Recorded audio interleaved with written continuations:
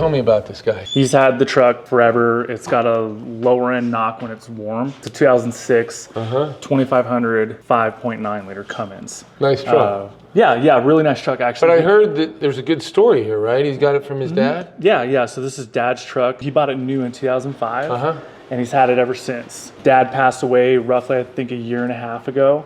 Son inherited it, and it was sitting for a little while. He's really done due diligence to try to keep this thing alive. But, you know, he suspects it needs a motor, and he brought it in here, and sure enough, it does. So we're gonna do a proper build on it. We're even keeping the original motor. He wants everything. Yeah, we're not gonna do a swap out. We're gonna build his motor. We're gonna build his motor, yeah. You're gonna be blown away even by the interior. Ooh, people, I don't like to do that, but I do that. Yeah. Because I understand that people want that. He wants this to be the last truck that he ever owns. So this will be the second generation in this family. No pressure, no pressure. No pressure, so he wants to drive it out and not have to worry about a thing for a long time. Okay.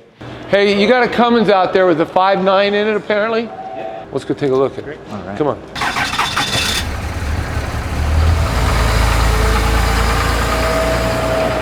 Pretty cool looking truck. The body from here looks pretty good, man. Pop the hood.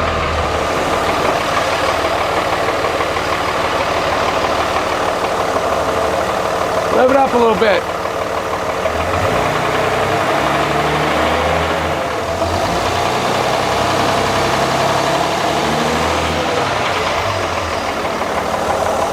Well, it's noisy, but it ain't got that much of a rod knock noise, but it got more, you know, and it could be just cold. Was it knocking more than that when it was warmed up? Yeah. Yeah? How about you do that? How about pull it back outside? Let's buzz it up and down the street a little bit, let it warm up.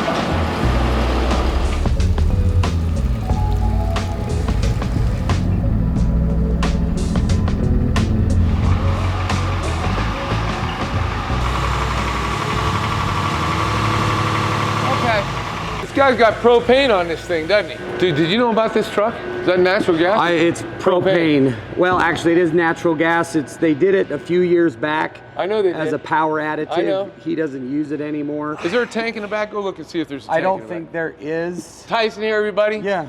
Tyson is a certified natural gas technician. Very rare around here, but he's good. So he's got the tanks back there. Look, is it pressure gauge? Is there pressure on that line? 190 PSI. Yeah, he got something in that tank. It's a pretty good power adder on a diesel. It can be. You can do propane. They got better stuff now, but the older stuff, because you can't lean burn a diesel, you can just kind of feed it.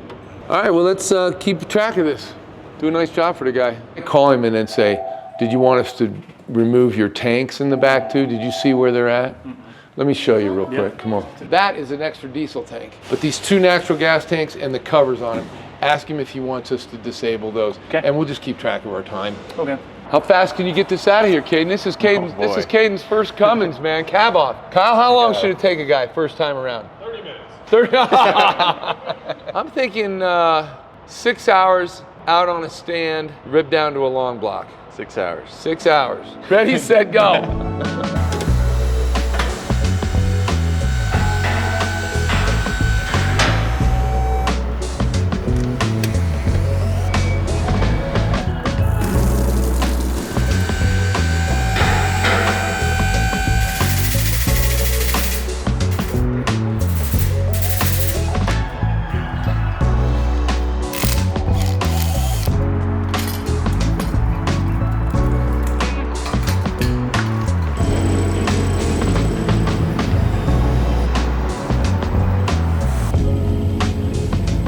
Look here, these rocker tips always break off here.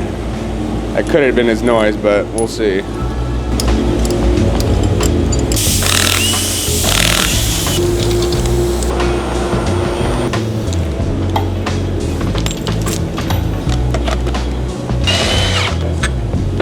That's most likely your noise, but if you look, that side looks pretty dang good.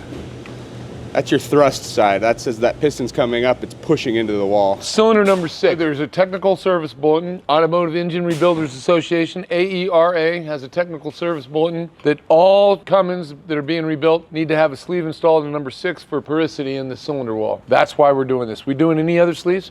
No, just that one. Just this one. And it had damage as well, so it's better. So it had damage, and this is the one that always gets damaged. So we're gonna press the sleeve in there.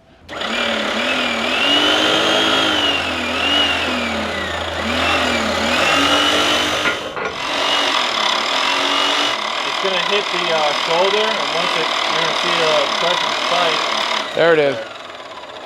That's how you know it's all the way down. Yeah.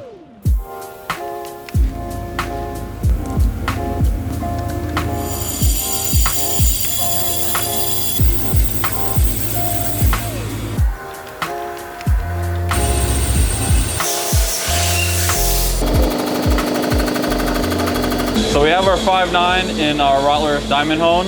Here is our somewhat makeshift torque plate, the Cummins cylinder head that we cut out so that we could hone with the torque applied from the stud. It's important that you torque plate hone because the torque and clamping pressure of these bolts, the studs, will distort the cylinder wall once the head is torqued down to the block. So we want to hone it in that way so that when it's all assembled, the cylinders are as perfectly round as they could possibly be.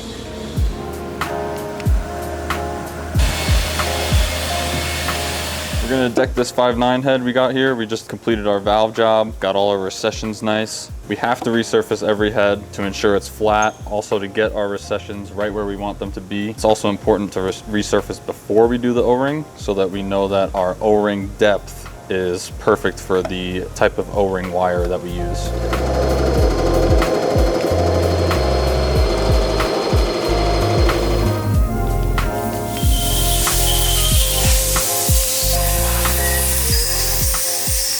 Took about 5 thousandths off to clean it up, so it wasn't too bad. We're gonna put some dowels in here and put our head gasket on to make sure we line up our O-ring just where we want it. So we probed off all our injector holes to find our locations of each cylinder. The injector hole is directly in the center of each cylinder. Already probed them, already got my locations in here. Move over to our first cylinder. So we got our cutter set up. It's gonna fall right along that fire ring to give this a perfect seal.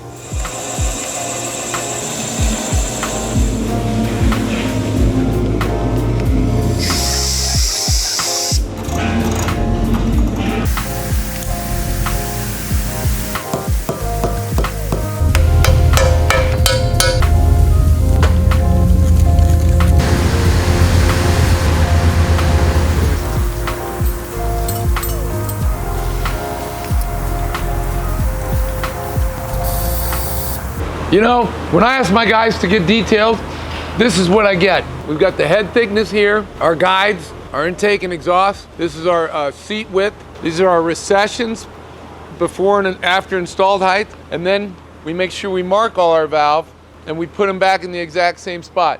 We've also O-ringed the head, and man, we do nice work. Thanks, dude.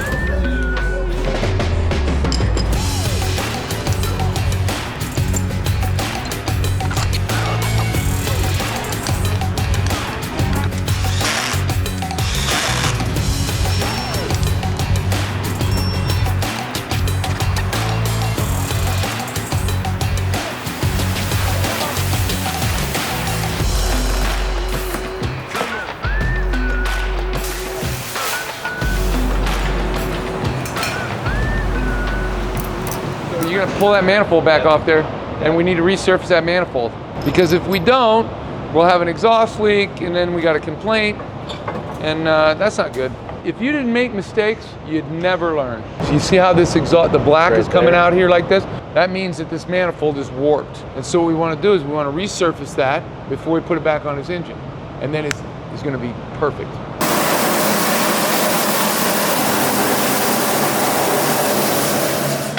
This will tell you it's warped. You see how you're hitting in the center? And it's not hitting anything here?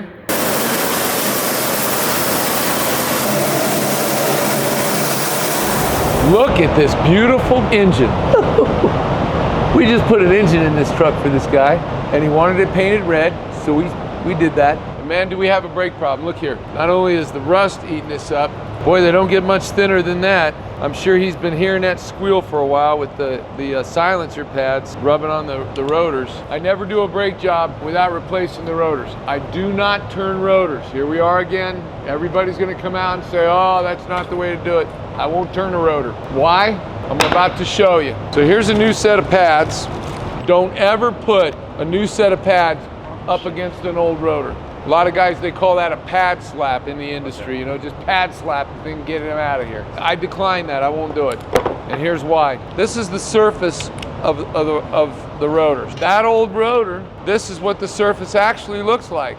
We can buff that off, and guys will use pads and clean all that off. All that does is get the surface rust off. It does not change the fact that that's what the rotor looks like under a microscope. Those peaks and valleys are going to cut into this pad.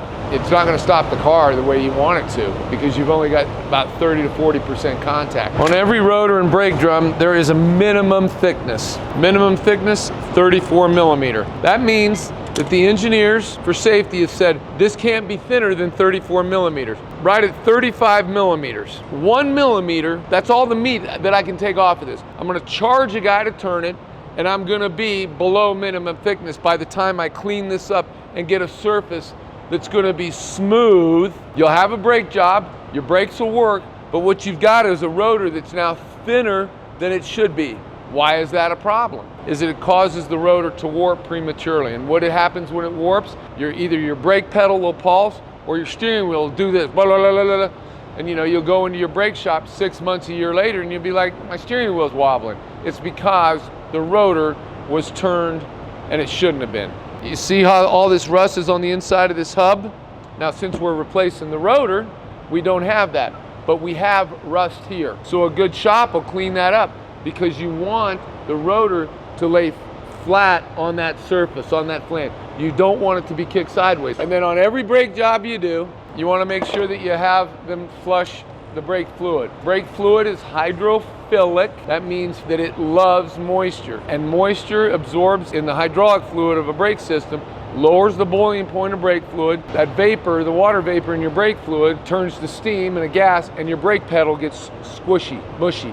And that's a dangerous situation. So flush your brake fluid, regardless of mileage, every 2 years or 30,000. That's how you do a proper brake job. Checking my guys' work, I very rarely have to criticize. If I do, I usually like to try to find 2 or 3 things to compliment them on before I criticize. Put a motor in this truck, the Banks Monster Ram on it. The guy wanted it all painted red. We normally don't paint our Cummins engines all red, but it's his money. We'll paint them any color you want. We painted them purple, green. It all looks good. Now what I like to do is I like to take it on a test drive. They've already done it, but I always like to test drive these big jobs just before we ship it, so that I can really go and say something nice to my mechanic and say, excellent work, because who doesn't love that?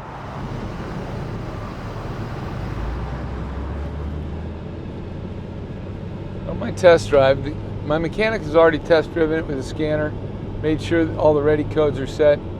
I like to test drive them, see how they're shifting, noises, clunks, maybe something that he overlooked. Never hurts to have a second set of eyeballs and ears on a guy's work, as long as you do it for education purposes. Try not to get into the criticizing thing. I'm gonna emphasize that, because I learned a long time ago, because I was doing that too much, and it was just totally taking the spirit out of the guys. Nobody likes to be criticized, but yet you do it. Woohoo! All right, looks like we got a truck all ready for another customer. Well, that's what we do here. Diesels all day long. I'm always nervous something's going to go wrong when he drives it. No matter how many times I test drive it, something's going to be missed, something's going to happen. Good thing there's Dave to check it out. Okay, and it looks like a really nice job, but there's a few things I want to go over with you. Your overflow hose here, the clamp was loose, so let's tighten that up. Our antifreeze level needs to be adjusted now that the engine's all warmed up, okay? Okay. So let's get that topped off right. What does this open hose go to? It might have gone to the propane. So this customer had propane installed on this. And if you look down here, he's got this snorkel tube with an open hose here. If we leave that open like that, what are we doing? Bringing in contaminants. Yeah, we're bringing in unfiltered air. Okay, so we're gonna put a plug over that. The difference between a great shop and an okay shop is maybe 3%. It really is. Anybody can do the big stuff. It's the last 3 to 5% that makes for a great job. It's hard to discipline yourself. You know, you're like, I just want to get this thing done. And we want to try to avoid that. And I know you're young, and I think the world of you. I absolutely love you. I think you're great. That 3 to 5% is why that thing will come back. So let's button that up. Looks like a great job. Thanks, dude. Not only is he a great American, a shirt like that, how could you not love a guy? This is Kevin. Just got to meet him. Seems like a great guy. Wanted a picture with all of us. Come on. here too. All right. So Joey, tell him what you did with the motor. We upgraded your camshaft, did you O-ring cylinder head, got the Hamilton cam in there, upgraded springs, we upgrade all the valve train, the rocker arms in there. I put all the clearances to where we want them. When you have that big of a journal, and we can spec out that motor to make it perfect. Yeah, we've been doing hundreds of them, so we're good at it.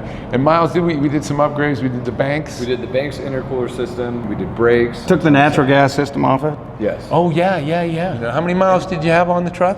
It's only got 178,000. So what actually happens in the Cummins on number 6, it's the furthest away from your water pump, and on the back side of that cylinder wall, you're talking maybe a half an inch of coolant that can flow around that.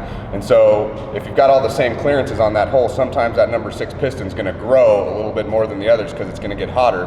As soon as it snags that cylinder wall, you're done, because it's gonna scar up that cylinder wall. I take that number 6 hole about a half a thou bigger than the others to accommodate for that heat. Number 6 always gets sleeved because when you do bore these oversized, there's TSBs for them, the block's porous. And so you can actually get a coolant loss that they can't find because it's just kind of sucking coolant through the wall, and it'll burn that coolant. So we sleeve all 5.9 Cummins on number 6.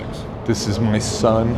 Thank you very much. Thank you very much. It's Now an honor and a privilege. I'm going to tell Odie, get back to work. Let's go. I got motors to build. We got motors to build. I got a truck to go drive. Fine.